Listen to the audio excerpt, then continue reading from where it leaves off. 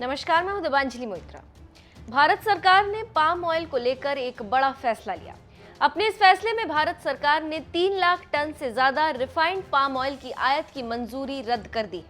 भारत सरकार ने ये कदम दक्षिण एशियाई मुक्त व्यापार के मद्देनजर रखकर उठाया है, जिसके तहत अब तक नेपाल और बांग्लादेश को पाम ऑयल बेचने के लिए आयात शुल्क नहीं चुकाना पड़ता था।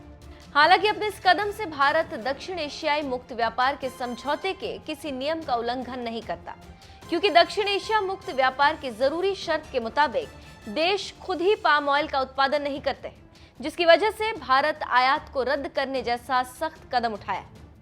साफ्टा समझौते में शामिल कई देशों में दूसरी जगहों से आए सामानों की बहुत कम आयात शुल्क बिना किसी शर्त और शुल्क से आयात किया जाता है।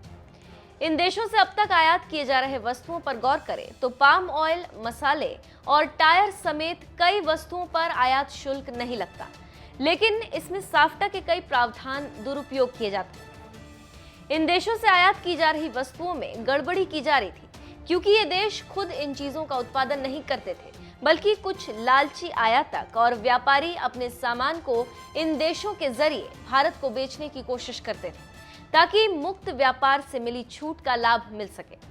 लेकिन अब केंद्र की मोदी सरकार रिफाइंड और कुकिंग ऑयल के आयात को हतोत्साहित करना चाहती है, क्योंकि घरेलू रिफाइनरियों को इससे मौका मिलने की पूरी संभावना है। भारतीय उद्योग ने नेपाल और बांग्लादेश पाम ऑयल के आयात को रद्द करने के फैसले पर खुशी जताई। इन उद्योगों से जुड़े भारतीय व्यापारियों का कहना है कि लंबे वक्त से मुक्त व्यापार के समझौते को देखते हुए ये कदम बेहद जरूरी था, क्योंकि लालची प्रवृत्ति के लोग इससे भारत का नुकसान कर रहे थे।